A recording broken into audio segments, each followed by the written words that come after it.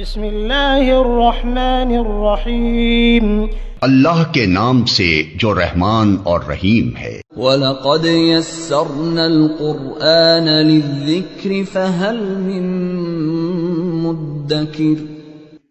ہم نے اس قرآن کو نصیحت کے لیے آسان ذریعہ بنا دیا ہے، پھر کیا ہے کوئی نصیحت قبول کرنے والا؟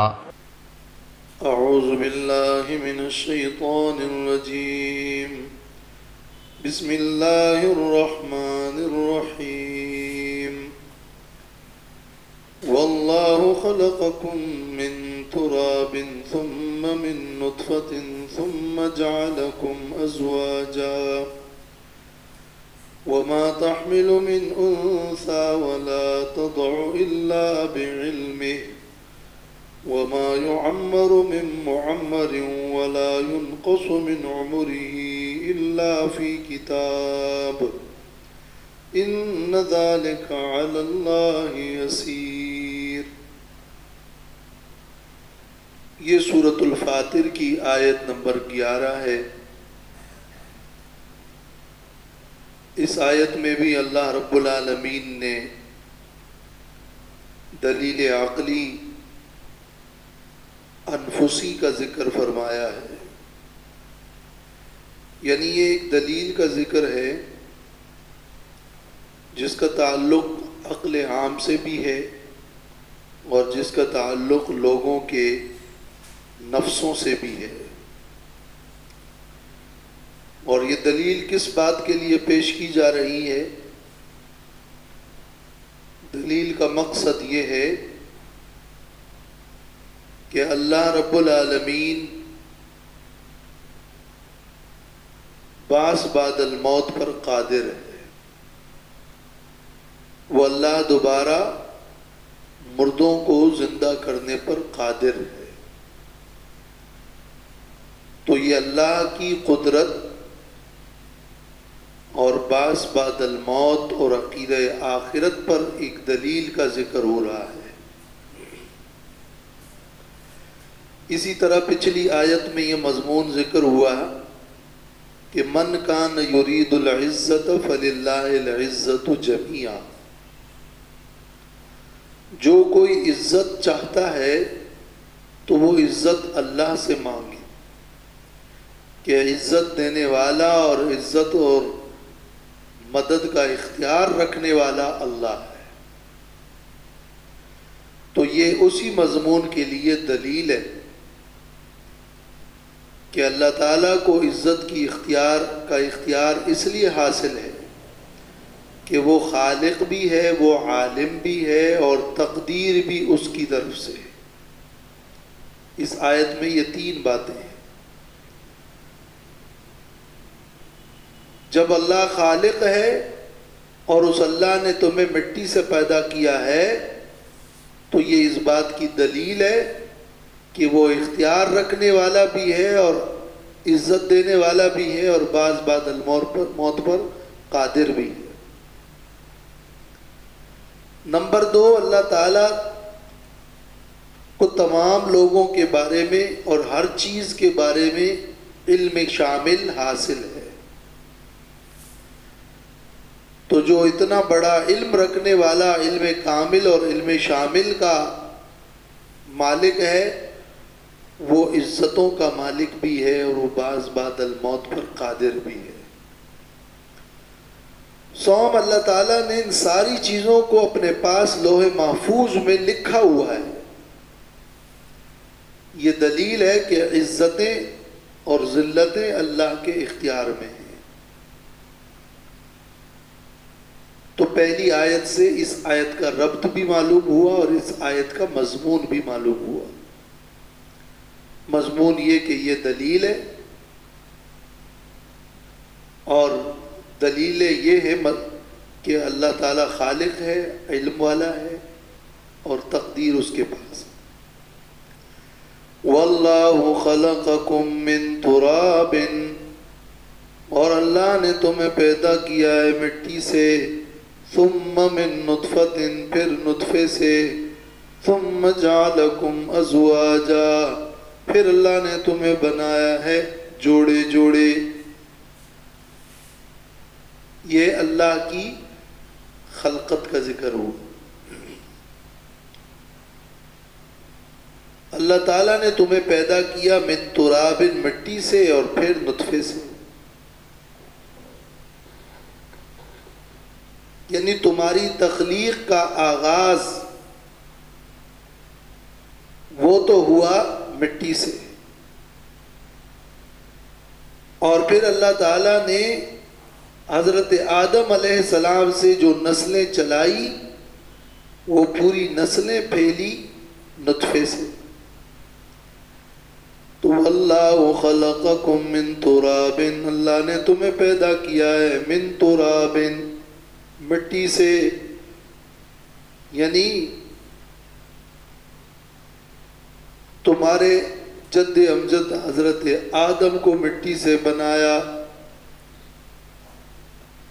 ثم من تراب ثم من نطفة، پھر نطفے سے، یعنی ثم جعل نسلہ من سلالة من ماء مہین، اس کی نسل کو نطفے سے. انسان کی تخلیق کا ایک مادہ بعیدہ ہے اور ایک مادہ قریبہ ہے. مادہ بعیدہ وہ دور کا مادہ، ابتدا جہاں سے ہوئی وہ تو تراب ہے، اور مادہ قریبہ وہ نطفہ ہے. یا تفسیر روح المعانی کا انداز یوں ہے کہ اللہ نے خلق اجمالی کیا ہے تراب سے، اور خلق تفصیلی کیا ہے نطفے سے. یہ من تراب اور من نطفۃ کی تشریح ہے. ثم جعلکم ازواجا، پھر اللہ نے انسانوں کی زیادت کا ذریعہ تزویج کو بنایا، اور تمہیں اللہ نے کائنات میں پھیلا دیا. تو اس زیادت انسانی کا ذریعہ کیا ہے؟ زوجیت. ثم جعلکم ازواجا، یہ ہو گئی پہلی بات اور پہلا مضمون جو اس آیت میں ہے. وما تحمل من انثى ولا تضع الا بعلمه، اور نہیں حاملہ ہوتی کوئی مادہ اور نہ ہی وہ جنتی ہے کسی کو الا بعلمه، مگر یہ سب اللہ کے علم کے ساتھ ہے. یہ اب دوسرا مضمون ہے اس آیت کا، اللہ کی خلقت کے بعد اللہ کے علم کامل کا ذکر.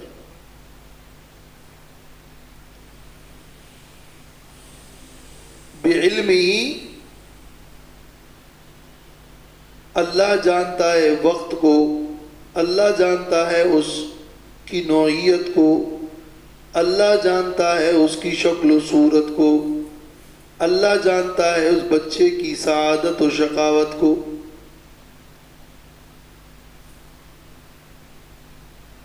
تو ہر مادے کے حمل اور اس کے جننے پر علم کامل اللہ کو ہے. اور سورۃ الانعام کی آیت نمبر 59 میں اللہ نے فرمایا ہے کہ ما تسقط من ورقۃ الا يعلمها ولا حبۃ فی ظلمات الارض ولا رطب ولا یابس الا فی کتاب مبین. کوئی پتا جو گرتا ہے یا کوئی دانہ جو زمین کے اندھیروں کے اندر گھستا ہے یا کوئی بھی تر اور خشک چیز، وہ اللہ کے علم میں ہے اور کتاب مبین میں. وما يعمر من معمر ولا ينقص من عمره الا في کتاب. یہ اب اس آیت کے مضمون کا تیسرا حصہ ہے، اور وہ یہ کہ سب کچھ اللہ کی تقدیر میں لکھا ہوا ہے. وما يعمر، اور عمر نہیں پاتا یا عمر نہیں بڑھائی جاتی، من معمر کسی بھی بڑی عمر والے کی، نئی عمر پاتا کوئی بڑی عمر والا، نئی عمر میں اضافہ کیا جاتا کسی بھی بڑی عمر والے کے لیے، وَلَا يُنْقَصُ مِنْ عُمُرِهِ اور نہ کمی کی جاتی ہے اس کے عمر میں سے، اِلَّا فِي کتاب مگر یہ سب کچھ کتاب میں لکھا ہوا ہے، لوح محفوظ میں، کتاب تقدیر میں اللہ نے سب کی عمروں کا، اس کے بڑھنے کا، اس کے گھٹنے کا لکھ دیا ہے۔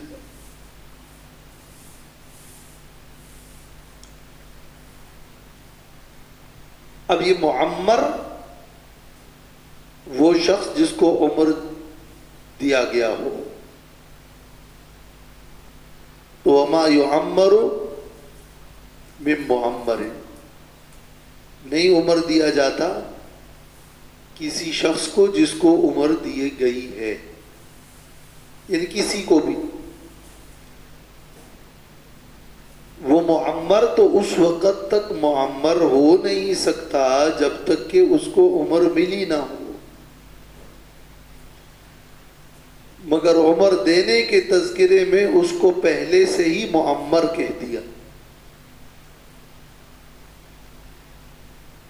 جیسے صورت یوسف میں ہے نا، انی اعصر خمرا، میں نے خواب میں دیکھا ہے کہ میں شراب نہ چھوڑ رہا ہوں۔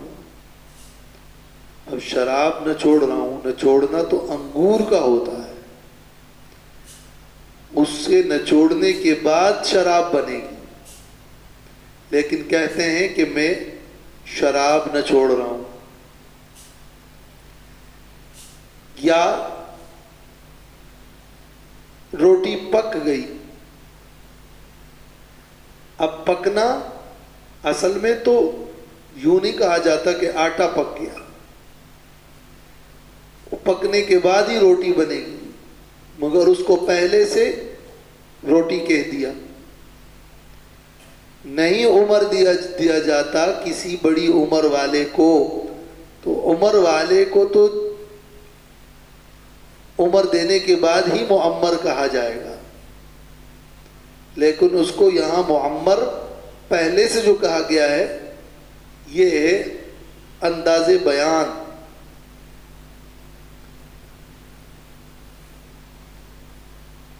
پھر دوسری بات یہ کہ اس آیت میں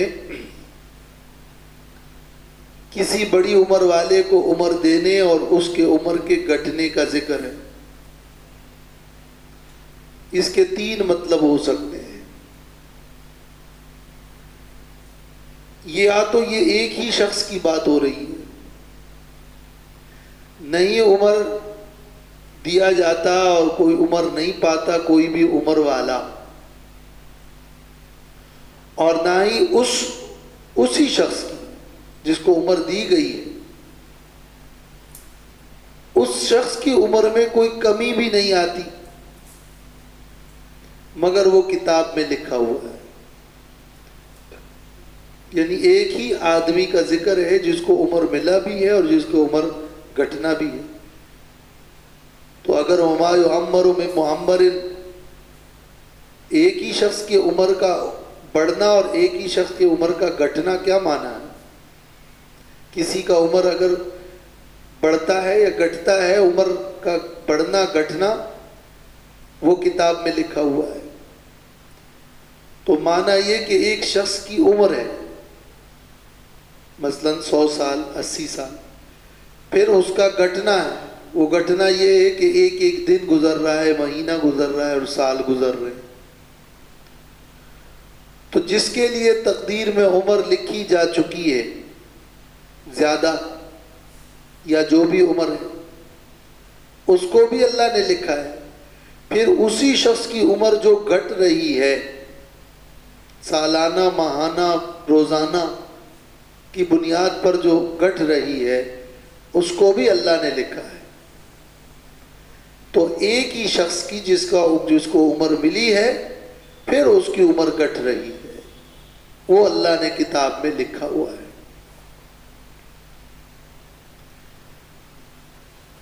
اور یہ کتاب تقدیر میں دوم یہ کہ یہ دو قسم کے افراد کا ذکر ہے، کسی کی عمر زیادہ ہے، کسی کی عمر کم ہے۔ تو اگر کسی کی عمر زیادہ ہے یا کسی کی عمر کم ہے، سب کتاب میں لکھا ہوا ہے۔ وَمَا يُعَمَّرُ مِن مُعَمَّرٍ، نہیں عمر پاتا کوئی بڑی عمر والا۔ یہ ہو گیا ایک آدمی الگ، اور دوسرا آدمی ہے وَلَا يُنْقَصُ مِنْ عُمُرِهِ، اور نہیں کمی کی جاتی ہے اس کے عمر میں سے، مگر ان دونوں کا تذکرہ کتاب میں ہے، کتاب تقدیر میں۔ تو پھر ایک ہی شخص کی عمر کا اور پھر اس کے گھٹنے کا ذکر نہیں ہوگا، دو الگ قسم کے لوگوں کا ذکر ہے، کسی کا عمر زیادہ اور کسی کی کم ہے۔ اس پر صرف سوال ہوتا ہے من عمری سے، کہ نئی عمر دیا جاتا کسی عمر والے کو اور نہ ہی کم کیا جاتا من عمری ہی، اسی شخص کے عمر سے، کسی اور شخص کی بات کا تو نہیں ہے، من عمری ہی۔ تو اس سے تو یہ معلوم ہو رہا ہے کہ یہ اسی ایک شخص کا ذکر ہے، دو کا نہیں ہے۔ مگر عربیت کے مطابق یہ دو کا اور الگ افراد کا ذکر بھی مراد بالکل صحیح ہے، اور ہی ضمیر سے یہ لازم نہیں آتا کہ یہ فرد اور شخص ایک ہی ہو۔ عرب کے لوگ مثلا کہتے ہیں کہ عندی درہم و نصفہ، میرے پاس ایک درہم ہے اور اس کا آدھا ہے، میرے پاس ایک درہم ہے اور اس کا آدھا ہے۔ تو یہ جو اس کا آدھا کہا ہے یہ اس ایک درہم کے علاوہ ہے، لیکن ضمیر ہو اسی درہم کی طرف راجع، عندی درہم و نصفہ۔ اور اس کو صنعت استخدام کہتے ہیں بلاغت میں،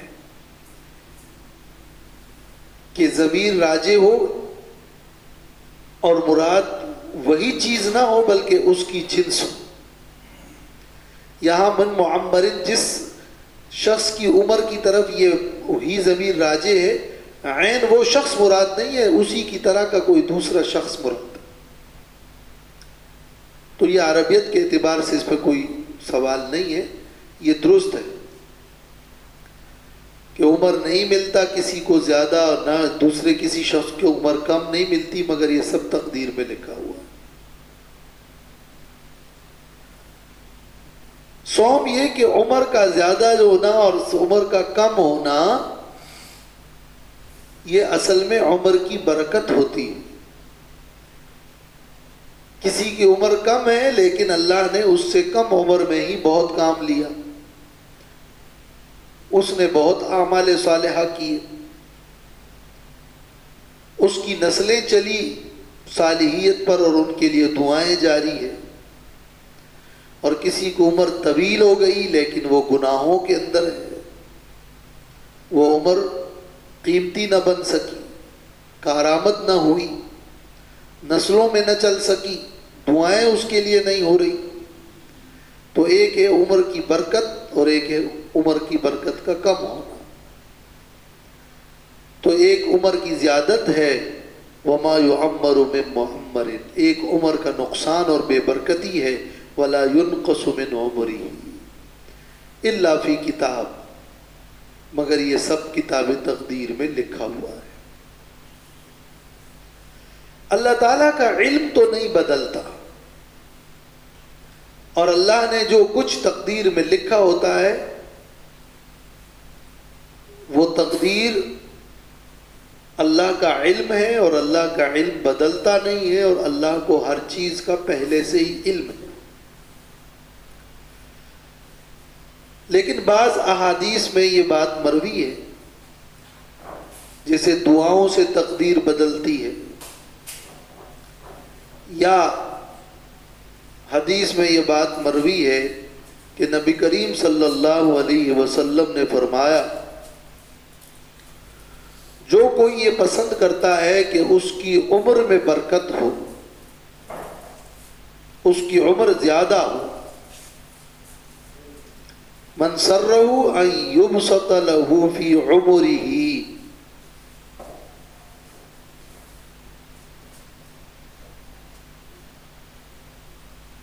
اور جس شخص کو یہ پسند ہو کہ اس کی عمر زیادہ ہو، اس کی رزق میں برکت ہو، تو اس کو چاہیے کہ فَلْيَصِلْ رَحِمَهُ، وہ صلہ رحمی کرے۔ تو کیا صلہ رحمی کے ذریعے سے عمر میں اضافہ ہو جائے گا؟ اللہ نے تقدیر میں جو عمر لکھی ہے وہ تو مقرر تقدیر ہے، اور اللہ کا علم تو نہیں بدلتا۔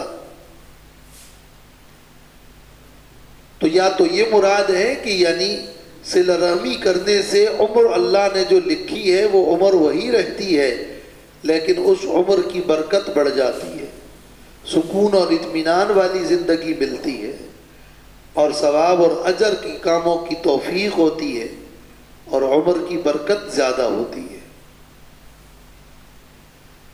یا یہ کہ ایک تقدیر وہ ہے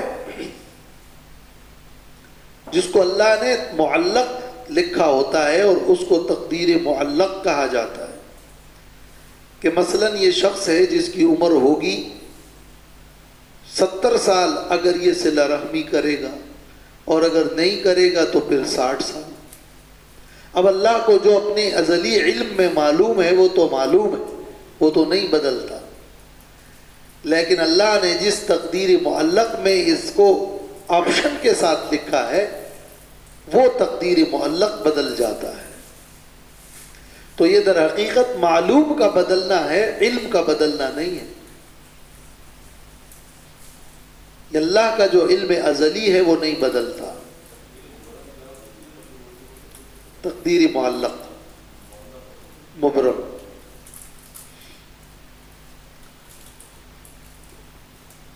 ان ذالک علی اللہ یسیر، بے شک یہ اللہ پر آسان ہے، یہ پیدا کرنا، یہ علم رکھنا، یہ ساری چیزوں کا لکھنا اللہ کے لیے آسان ہے، اس لیے کہ اللہ کو اسباب کا محتاج نہیں ہے۔ اللہ تو کن فیکونی طاقت رکھتا ہے، اس کا علم تو کامل و شامل ہے۔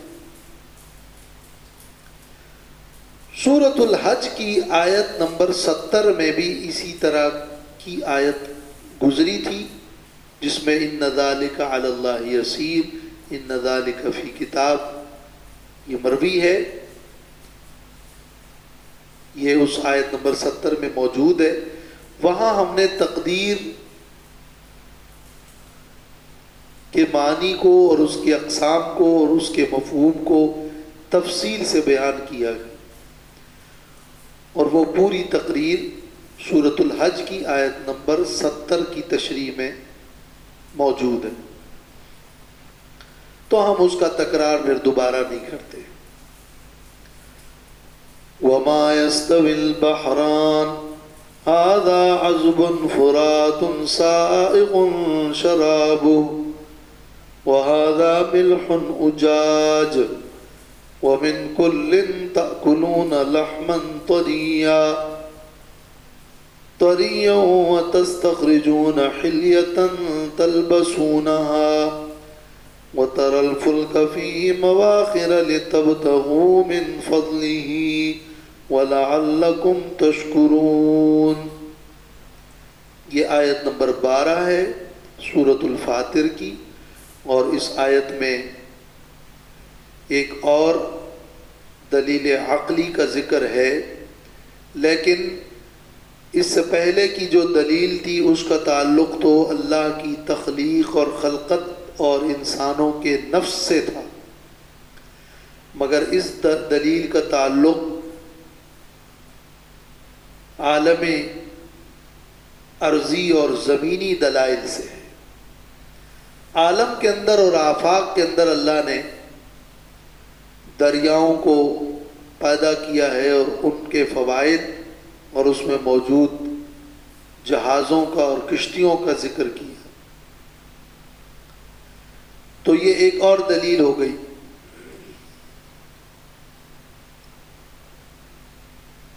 وَمَا يَسْتَوِي الْبَحْرَانِ، اور نہیں ہے برابر دو سمندر، دو دریا، بحران۔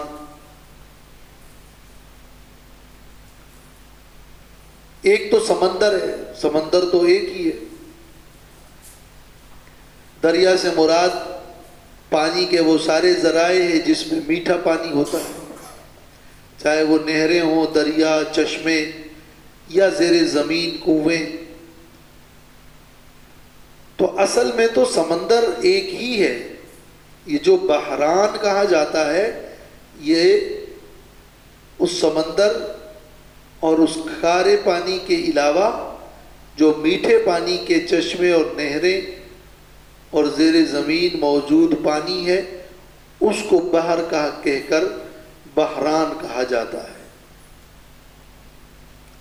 تو دو دریا یا دو سمندر، ایک کو گویا دوسرے پہ غلبہ دیا گیا ہے۔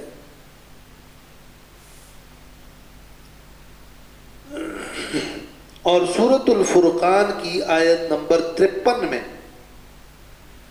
دو دریاؤں کا ذکر ہے، اور وہاں ان دو دریاؤں کے ایک ساتھ چلنے اور ان دو بحران اور بحرین کے معانی پر ہم نے تفصیلی گفتگو کی ہے سورۃ الفرقان آیت نمبر 53 میں۔ تو یہاں اس مضمون کو بھی دوبارہ ذکر نہیں کرتے۔ وَمَا يَسْتَوِي الْبَحْرَانِ، اور برابر نہیں ہے دو دریا، هَذَا عَذْبٌ فُرَاتٌ، یہ ایک دریا میٹھا ہے، فراتٌ پیاس بجھانے والا ہے، سائغٌ شرابہ آسان ہے اس کا پینا، یعنی خوشگوار ہے، وَهَذَا ملح اجاج، اور یہ دوسرا ملح کھارا ہے، اجاج اور تلخ ہے۔ اجاج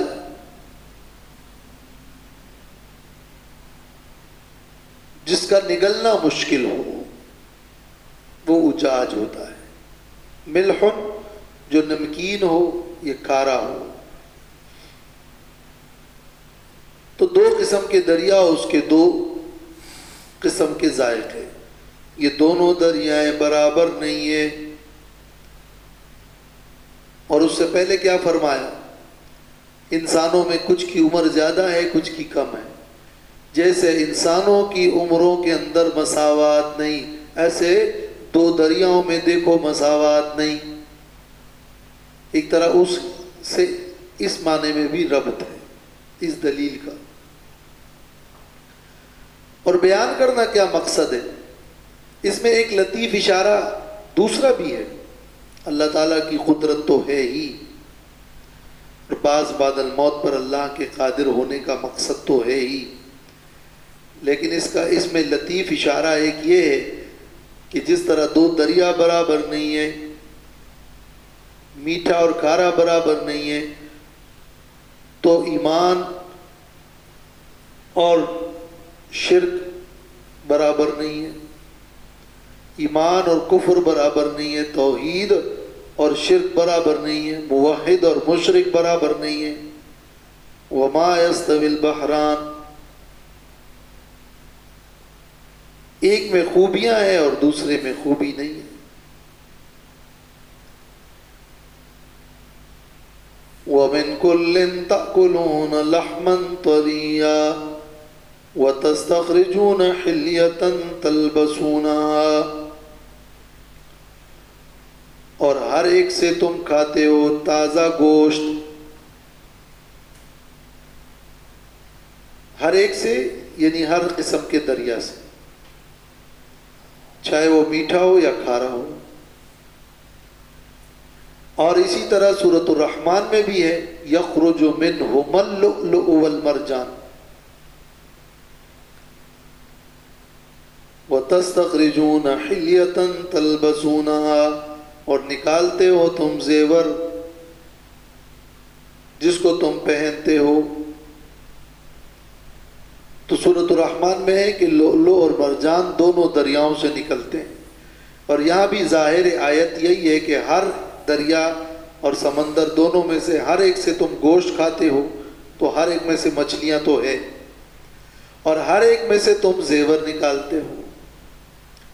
حالانکہ مشہور یہ ہے اور اکثر کا قول یہ ہے کہ یہ جو لؤلؤ مرجان اور موتیاں ہیں یہ سمندر سے ملتی ہے، میٹھے پانی سے نہیں ملتی۔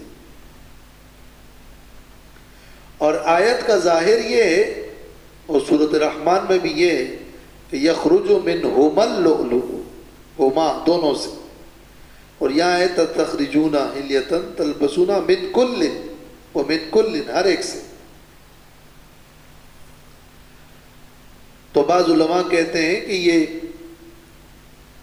یا تو مراد ایک ہی ہے، لیکن ایک کی طرف دو کی ضمیر کا راجع ہونا، اس کے لیے بھی دلائل اور شواہد موجود ہیں۔ اور یہ میٹھا دریا بھی جا کر پھر سمندر میں ہی گرتا ہے، تو منہما ہی ہوئے، یا یہ کہ اس میٹھے پانی سے بھی یہ چیزیں ملتی ہے اگرچہ ہمارے علم میں نہ آئی ہو۔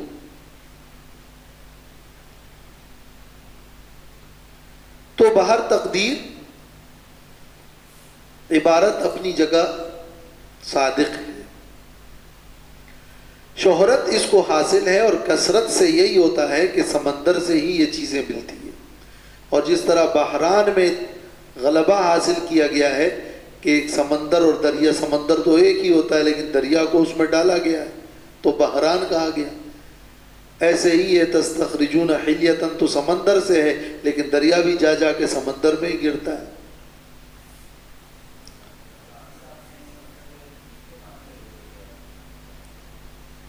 دو دریا ہے، ایک میٹھا، ہاذا خود آیت میں ہے ہاذا عذب، یہ میٹھا ہے، اور ہاذا ملح یہ تلخ۔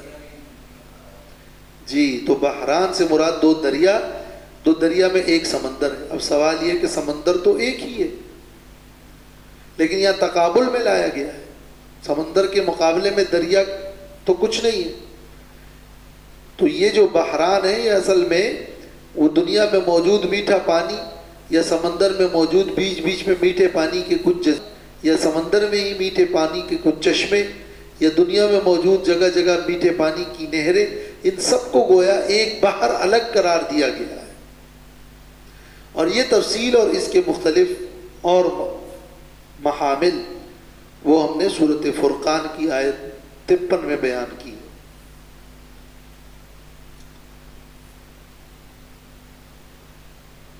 وَتَرَى الْفُلْكَ، اب یہ کہ اگر اس میں لطیف اشارہ ہے یہ کہ مراد یہ کہ کافر اور مشرک اور موحد اور مومن یہ برابر نہیں ہے،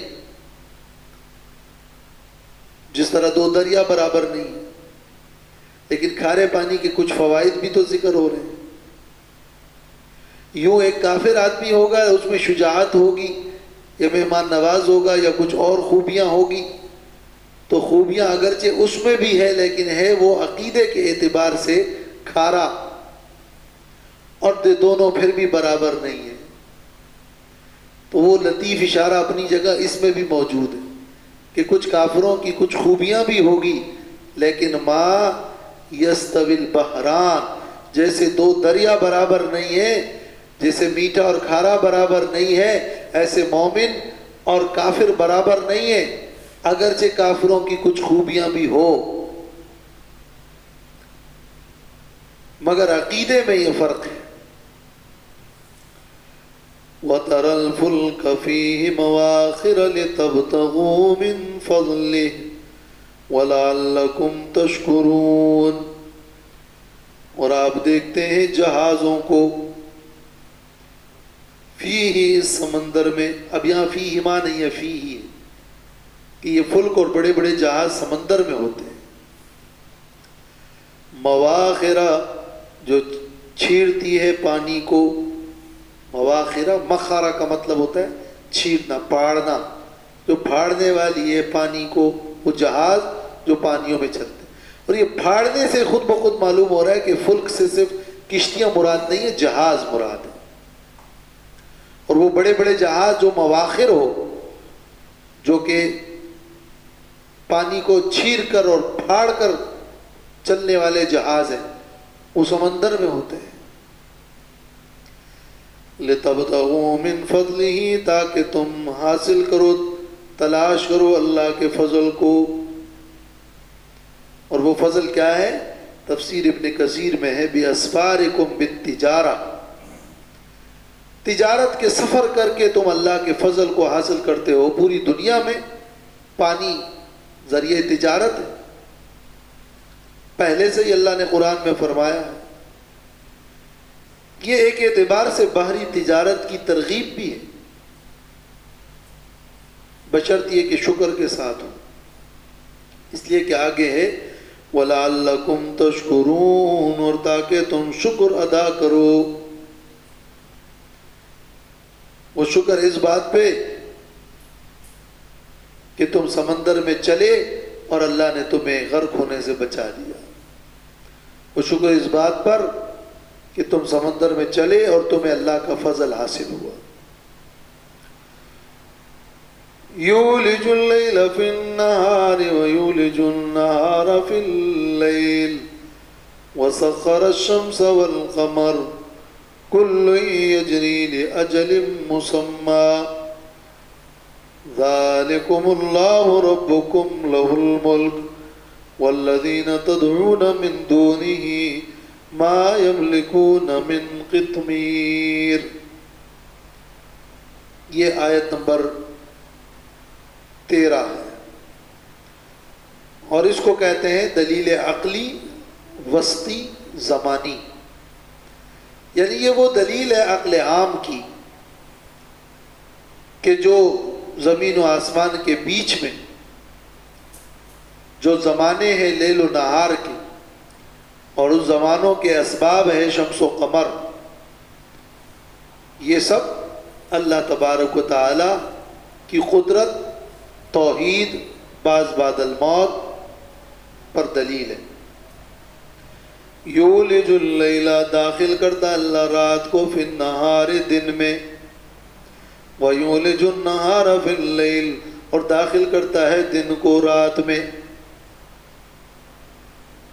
کہ وہ دن غائب ہو جاتا ہے اور کبھی رات غائب ہوتا ہے، اور رات اور دن کا یہ نظام چل رہا ہے، یا مختلف موسموں کے اعتبار سے کبھی دن لمبا اور کبھی رات لمبی، تو گویا کہ ایک دوسرے کے اندر داخل ہو رہے ہیں۔ وَسَخَّرَ الشَّمْسَ وَالْقَمَرَ، اور تابع ہے اللہ کے حکم کے، مسخر کر دیا اور تابع کر دیا اللہ نے اپنے حکم کے سورج کو اور چاند کو۔ کل یجری لأجل مسمی، یہ سب چلتے ہیں ایک وقت مقررہ تک، یہ سب چل رہے ہیں ایک وقت مقررہ تک۔ دو مطلب ہے، وقت مقررہ تک چلتے ہیں کا ایک معنی یہ ہے کہ ہر روز یہ دونوں غروب ہو رہے ہیں، ایک وقت ہے اس کے بعد غروب، ایک وقت ہوتا ہے پھر غروب، تو کل یجری لأجل مسمی، ایک وقت آتا ہے تو غروب۔ اور دو معنی یہ ہے کہ قیامت تک کے لیے، اجل مسمی سے مراد یوم القیامہ، یہ سارا نظام لیل و نہار کا، یہ شمس و قمر چل رہے ہیں یہ اجل مسمی، ایک وقت مقررہ تک، قیامت تک یہ روا دواں ہے۔ اس کے بعد تو اذا الشمس کوورت، اذا النجوم انکدرت، پھر یہ سب ختم ہو جائیں گے۔ ذالکم اللہ ربکم، یہ اللہ ان صفات والا، اس علم والا، اس خلقت والا تمہارا رب ہے، تمہارا معبود ہے، تمہارا حاجت روا ہے۔ رب مانا یہاں ہے معبود اور حاجت روا۔ لہ الملک، اسی کے پاس ہے اختیار، بادشاہی، اسی کے لیے ساری تدبیریں ہیں۔ والذین تدعون من دونی، اور وہ جن کو تم پکارتے ہو اللہ کے علاوہ، ما یملکون من قطمیر، وہ اختیار نہیں رکھتے، من قطمیر، گٹھلی کے چھلکے کے بقدر۔ عرب کے اندر محاورے میں یہ 3 الفاظ استعمال ہوتے ہیں، نقیر، فتیل، قطمیر۔ کھجور کی جو گٹھلی ہوتی ہے اس کے اوپر جو باریک جھلی ہوتی ہے اس کو کہتے ہیں قطمیر، اور اسی گٹھلی کے درمیان میں ایک باریک سا دھاگا ہوتا ہے، اس کو فتیل کہتے ہیں، اور اسی گٹھلی کے پشت پر ذرا کرید کر دیکھیں تو ایک نقطہ ہوتا ہے، وہ نقیر ہے۔ تو نقیر وہ نقطہ، قطمیر وہ چھلکا، اور وہ جو باریک دھاگا بیچ میں ہوتا ہے اس کو کہتے ہیں فتیل۔ تو عرب کے لوگ قلت کے لیے، چھوٹی چیز کے لیے یہ الفاظ استعمال کرتے ہیں، اور قطمیر کا استعمال تو خاص طور پر وہاں ہوتا ہے جہاں ملکیت کی نفی ہوتی ہے۔ جب کسی چیز کی حقارت کا ذکر ہوتا ہے تو پھر نقیر اور فتیل استعمال ہوتا ہے۔ جب اختیارات کی چھوٹائی اور قلت اور حقارت کا ذکر ہوتا ہے تو پھر قطمیر استعمال ہوتا ہے۔ لا یملک ما یملکون من قطمیر، وہ ایک گٹھلی کے چھلکے کے برابر بھی اختیار نہیں رکھتے۔ کیا؟ فتیلہ، نقیرہ، تینوں ہے قرآن میں، مختلف تینوں قرآن میں ہیں، یہاں قطمیرہ ہے۔ ہمارے محاورے میں جیسے ذرہ برابر، رتی برابر جیسے ہم کہتے ہیں، اس طرح عرب کے محاورے میں من قطمیر، اس کا یہ معنی ہے، یعنی ان کے پاس کوئی اختیار نہیں ہے۔ وآخر دعوانا الحمدللہ۔